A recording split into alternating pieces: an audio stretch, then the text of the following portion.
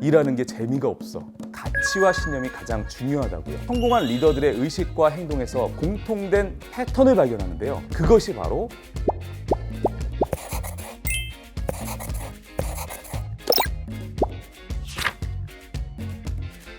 어느덧 12월, 언제나 이맘때쯤 되면 문득 이런 상념에 빠지게 되죠. 올 한해 나는 무엇을 했나? 새해 첫날 마음먹은 대로 잘 살아왔을까? 그러다 이런 생각이 꼬리를 물 때도 있습니다. 나는 분명 쉼없이 열심히 매일매일 살아왔는데 왜 늘 제자리 걸음처럼 느껴지는 걸까? 길은 참 많은데 어떤 길로 가야 할지 선택하기가 너무 어렵다.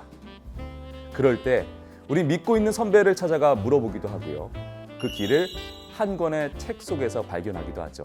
이 시간도 여러분께 생각의 오솔길을 열어드리고 싶습니다. MBC 아나운서와 예스24가 함께하는 이 책 아나. 안녕하세요. MBC 아나운서이자 이 책 아나의 북잡기 김대호입니다. 자, 흔히 사랑에도 유효기간이 있다는 얘기를 하는데요. 우리가 하는 일에 대한 열정에도 유효기간이 있다고 느낄 때 없으세요? 처음 일에 뛰어들었을 땐 눈빛도 반짝반짝거리고 일하고 싶어 죽겠다라는 생각이 가득하고 회사 가는 게 즐겁지만 일정한 시간이 지나고 나면 이 만족도와 열정이 서서히 떨어지는 걸 느낄 때도 있고요. 그때부터 이런 한숨 짓는 경우가 생기기도 합니다.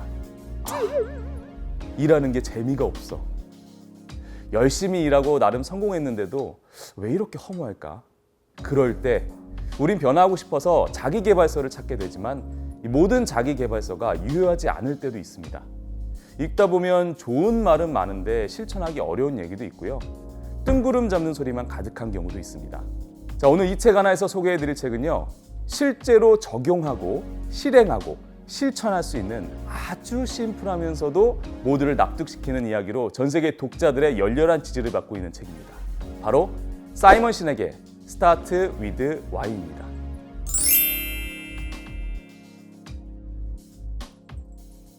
책 디자인이 참 깔끔하죠. 이 표지만으로 봐서는 원서처럼 보이기도 하죠. 이 책을 쓴 저자 사이먼 신에게 얼굴은요, 아마 테드를 통해서 이미 접하신 분들도 계실 것 같습니다. 이 테드 동영상 중에서 누적 조회수가 5천만 뷰를 넘어가면서 가장 많이 본 강연 탑3에 들었거든요. 쉽고 재미있고 흥미롭게 강연을 이끌어서 그런지 이 책 역시 마치 사이먼 신에게 3시간짜리 강의를 옮겨놓은 것 같은 느낌이었습니다. 저자는 말합니다. 어떤 일을 하든 내가 그 일을 왜 하는지에 대한 가치와 신념이 가장 중요하다고요. 왜 이 일을 시작하게 됐는지 그 이유를 잊지 않고 기억하고 또 그 신념을 지켜나가는 것이 기업과 개인이 성공할 수 있는 비결이라고 말합니다. 우리도 그런 얘기를 할 때가 있잖아요. 초심을 잃지 말자. 사이먼 시넥이 말하는 Y는 어쩌면 그 초심과도 부합하는데요. 자, 이 초심과 Y가 차이점이 있다면 Y는 주위 사람들에게 영감을 불어넣고 자발적인 충성심도 일으킨다는 겁니다. 그러면서 저자는 성공한 리더들의 의식과 행동에서 공통된 패턴을 발견하는데요. 그것이 바로 골든 서클입니다.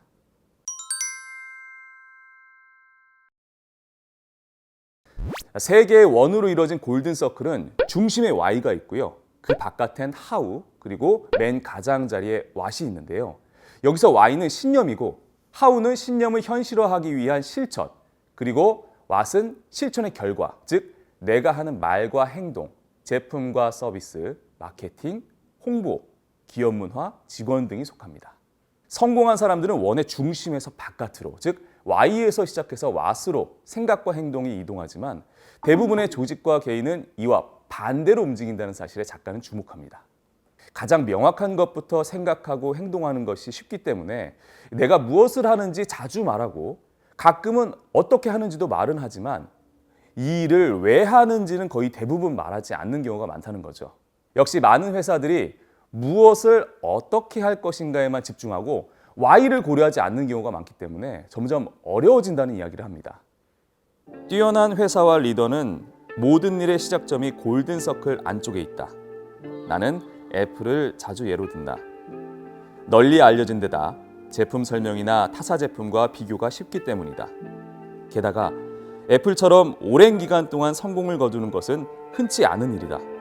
해를 거듭해도 혁신적인 모습을 유지하며 하나의 종교처럼 대중을 매료하는 애플은 골든서클 원리를 보여주는 좋은 예시다. 애플은 경쟁사와 달리 what이 아니라 why로 자신을 정의했다. 이들은 컴퓨터 회사가 아니라 현실에 도전하는 브랜드이자 개인에게 더 간편한 대안을 제공하는 기업이다. 애플의 Y는 1970년대 후반 창립 당시에 만들어져 지금까지 바뀌지 않았다. 이 기업은 제품을 만들거나 산업군을 이동할 때도 변함없이 Y를 유지한다. 기존 체제에 도전하겠다던 애플의 예언은 현실이 됐다. 그러나 애플의 경쟁사들은 정반대다. 이 기업들에도 한때는 Y가 뚜렷했던 시절이 있었다. 하지만 시간이 지나면서 이들은 모두 Y를 잃고 말았다. 이제 애플의 경쟁사 대부분이 자신을 무엇을 하느냐로 정의한다. 우리는 컴퓨터를 만듭니다와 같이 말이다. 경쟁사들은 대의를 추구하던 기업에서 점차 물건을 파는 곳으로 바뀌었다. 소비자 구매를 유도하는 주요 수단은 가격, 품질, 서비스 등의 특징이 되고 그렇게 회사와 제품은 상품이 되고 만다. 제품의 특징만으로 경쟁해야 하는 회사는 어떤 상황에서도 차별화하기가 매우 어려우며 충성심을 형성하기도 힘들다. 다른 회사와 차별화하고 오랫동안 성공하려면 반드시 자신만의 Y가 있어야 한다. 네, 애플뿐만 아니라 이 책에는 Y가 명확하고 그 신념이 일관성 있게 How와 What으로 실천되는 여러 사례들이 담겨져 있습니다. 사우스웨스트 항공이 어떻게 충성도 있는 고객들과 함께 신뢰받는 기업이 되었는지, 킹 목사가 어떻게 사람들을 진정성 있게 설득하고 자발적인 변화를 일으킬 수 있었는지, 라이트 형제가 경쟁자보다 빠르게 비행에 성공할 수 있었던 이유, 할리 데이비슨, 디즈니, 케네디 등을 비롯한 진정한 리더들의 스토리를 하나하나 읽는 것도 재미있고, 반대로 처음에는 Y가 있었지만 매출이 늘어나고 직원들이 많아지고 기업이 성공은 했지만 처음 기업을 창업한 사람이 은퇴하게 되면서 기업의 본질이었던 Y가 실종된 후에 여러 기업들이 어떻게 쇠락의 길을 걷게 되었는지도 비교하면서 읽을 수 있습니다. Y가 명확하고 일관된다는 것은 이 기업은 물론이고요, 리더에게도 참 중요한 일입니다. 특히 요즘 강조되고 있는 진정성이란 면에서도 골든서클의 법칙은 아주 중요합니다. 요즘 소비자들은 한 기업이 진정성 있게 다가올 때 마음을 열고요, 유권자들 역시 진정성 있는 정치인에게 투표를 하게 되는데요. 말로만 진정성을 아무리 강조해도 그것이 잠깐의 쇼처럼 보일 때도 많고, 그래서 사람들은 말로만 진정성을 얘기한다고 쉽게 믿지 않죠. 자, 그렇다면 진정성이란 것은 과연 어떻게 만들어지는 걸까요? 작가는 진정성이 있다라는 것은 골든서클이 균형을 이룬 상태라고 얘기합니다. 명확한 Y가 일관된 행동과 실천으로 보여져야 한다는 거죠. 진정성이라는 단어는 정재계뿐 아니라 여러 분야에서 사람들의 입에 오르내린다. 다들 입을 모아 진정성이 있어야 한다고 말한다. 이제부터 진정성 있게 일하라 라고 지시하는 게 말이 되는가? 마케팅이든 판매든 회사에서 하는 일을 진정성 있게 하려면 어떻게 해야 할까? 진정성이 있다는 골든서클이 균형을 이룬 상태를 의미한다. 실제로 행하는 바가 신념과 일치한다는 뜻이다. 이는 회사의 경영진뿐 아니라 직원에게도 해당된다. 품질이 뛰어난 제품을 생산하고 마케팅하는 일만으로는 성공이 보장되지 않는다. 여기에는 뚜렷한 Y가 있어야 하며 이것이 없으면 진정성을 갖출 수 없다. 진정성은 매우 중요하다. 믿음과 영업은 무슨 연관이 있을까? 답은 간단하다. 자신이 판매하는 제품을 진심으로 믿는 사람은 진정성 있는 설명을 한다. 믿음이 있는 영업 직원은 열정이 충만하다. 영업을 잘하는 조직은 진정성을 바탕으로 관계를 형성한다. 여기서 신뢰가 쌓인다. 신뢰가 쌓이면 충성심이 생긴다. 균형 잡힌 골든서클이 없는 조직에서는 강력한 관계가 형성되지 않으며 신뢰도 쌓이지 않는다.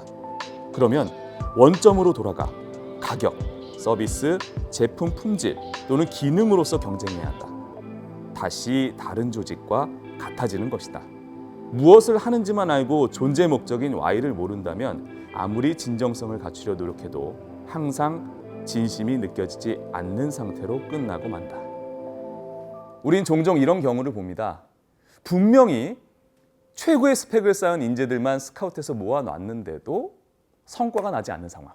남들은 옆에서 드림팀이라고 말해도 사실 그들이 모인 목적과 기준이 단지 높은 연봉 때문이라면 최상의 결과를 기대하기 어렵다는 게 바로 작가의 생각입니다. 그것보다는 공통의 Y를 가진 사람들이 모였을 때 훨씬 뛰어난 협력 정신과 동료애를 보여준다고 말하면서 이런 얘기를 합니다.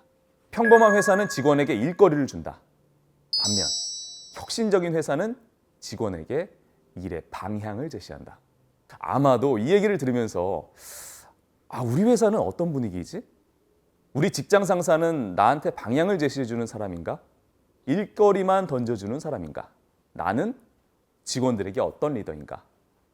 왠지 좀 뜨끔해지는 대목인데요. 그래서 이 책이 수많은 CEO와 리더들에게 필독서처럼 사랑받고 있는 것 같습니다. 과연 내가 진정한 리더로서 역할을 잘하고 있는지 돌아보게 만들어주거든요. 자, 이 책을 읽다 보면 단지 기업을 경영하는 CEO뿐만 아니라 개인적인 삶에 있어서도 골든서클이 적용된다는 걸 알 수가 있습니다. 과연 나는 명확한 신념을 갖고 살아가고 있는가? 그 신념과 일치하는 일관성 있는 말과 행동을 해왔는가? 열심히 살았지만 왠지 허무함에 빠지는 것은 나에게 명확한 Y가 없기 때문은 아닐까? 개인적으로도 자신을 돌아볼 기회를 제공해줍니다. 성공에는 역설적인 면이 있다. 큰 성공을 거둔 사람이 반드시 성공했다 느끼는 것은 아니다. 성공과 성취가 다르기에 느끼는 기분이다. 그런데 이 두 가지를 혼동하는 사람이 많다. 성취란 도달하거나 획득하는 일이다. 목표와 비슷하다. 성취는 확실하게 정의할 수 있고 측정할 수 있으며 형체가 있다. 반면 성공은 느낌이나 상태다. 성취는 자신이 원하는 바를 추구하고 획득할 때 따라온다. 왓과 동반하는 개념이다. 반면 성공은 자신이 뭔가를 원하는 이유를 분명하게 알 때 이룰 수 있다. 명확한 Y가 있어야 가능하다. 성취는 눈에 보이는 것이 동기가 된다. 반면 성공은 깊숙한 내면의 감정이 동기가 되는데 뇌는 이 감정을 말로 표현하지 못한다. 성공은 매일을 살면서 끝없이 Y를 찾아다닐 때 시작된다. 반면 성취는 왓으로 옳은 길을 가고 있는지 보여주는 이정표 역할을 한다. 이 중 어느 하나만 선택하는 것은 바람직하지 않다. 두 가지 모두 필요하다. 한 현자는 이렇게 말했다. 돈으로 행복을 살 수는 없다. 하지만 행복 옆에 있는 요트는 살 수 있다. 이 문장은 진리다. 요트는 성취를 나타낸다. 행복은 정의하기 어려운 감정으로 성공했다는 느낌을 의미한다. 두 가지가 동반할 때도 있고 그렇지 않을 때도 있다. 그러므로 성공을 추구하는 과정에서 성취를 최종 목적지로 착각하지 말아야 한다. 우리는 흔히들 많이 성취하면 성공했다는 느낌이 당연히 따라오리라고 가정한다. 그러나 이는 틀린 가정이며 매우 드물게 일어나는 일이다. 네, 그냥 열심히만 살면 되는 줄 알았는데 그게 전부가 아니구나라고 깨닫는 순간이 있죠. 우리 마음속에서 뜨거운 열정이 있었던 것 같은데 왜 이렇게 빨리 식어버린 걸까? 의문이 들 때 혹시 내 마음속에 Y가 사라진 게 아닐까? 아니면 처음부터 내 마음속에 명확한 Y가 없이 How와 What만이 전부라고 생각했기 때문은 아닐까? 이 책을 통해서 이런 자문을 해보게 됐습니다. 많은 책들이 좋은 리더의 자격과 기업 경영 방법, 더 나은 삶과 행복을 위한 이야기를 들려주고 있는데요. 그 모든 이야기들을 Y라는 한 단어에 응축해서 절대 어려운 용어나 해설 없이 쉽고 차분하게 소개해주는 사이먼 신에게 Start with Why. 내가 일을 하는 이유, 살아가는 이유, 그리고 기업이 존재하는 Y를 단단하게 만들면 막막했던 삶에서 지금 내가 해야 할 일은 무엇인지 How와 What 역시 명확해질 것 같습니다. 오늘의 이 책 하나 Start with Why와 함께 했는데요. 자, 그럼 여기서 우리 이 책 하나 시청자 여러분들을 위한 퀴즈 나갑니다. 정답 아시는 분들 댓글로 정답 달아주시면 추첨해서 예스24 도서 쿠폰 선물로 보내드리겠습니다. 이 책에는요, 명확한 Y를 가졌던 여러 사람들의 이야기들도 소개하고 있습니다. 그 중에서 크리스티나 하브리즈는 대학생 때 전화로 빚을 독촉하는 아르바이트를 하다가 친절하게 수금하는 대행업체를 만들었는데요. 모든 사람에게 사연이 있으며 누구나 자신의 이야기를 들어줄 사람이 필요하다라는 것이 그녀의 Y였습니다. 그래서 직원들의 성과급을 측정할 때도 수금한 액수를 기준으로 하지 않았는데요. 그렇다면 그녀는 어떤 직원에게 성과급을 많이 줬을까요? 자, 1번. 채무자에게 통화 시간을 내어줘서 고맙다고 말하면서 감사 카드를 많이 보낸 직원. 2번. 전화 통화를 최대한 짧게 한 직원. 3번. 채무자 집으로 찾아가서 수금을 해온 직원. 정답은 댓글로 꼭 남겨주시면요, 추첨해서 선물 보내드립니다. 많이 참여해주시고요. 지금까지 이 책 하나 김대호였습니다.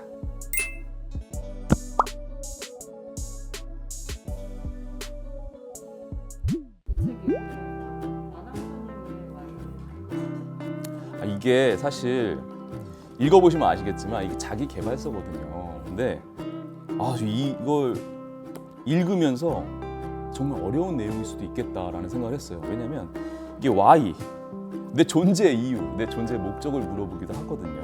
과연 저는 이제 10년 일을 했거든요. 아나운서 생활을 했는데 제가 뒤돌아봤어요. 나는 방송을 어떤 목표를 가지고 일을 했을까라는 생각을 했는데 저의 why는 제 주변 사람들이 저를 보고 즐거워할 수 있는, 그게 아마 저의 why였던 것 같아요. 어떤 Y가 있었어요?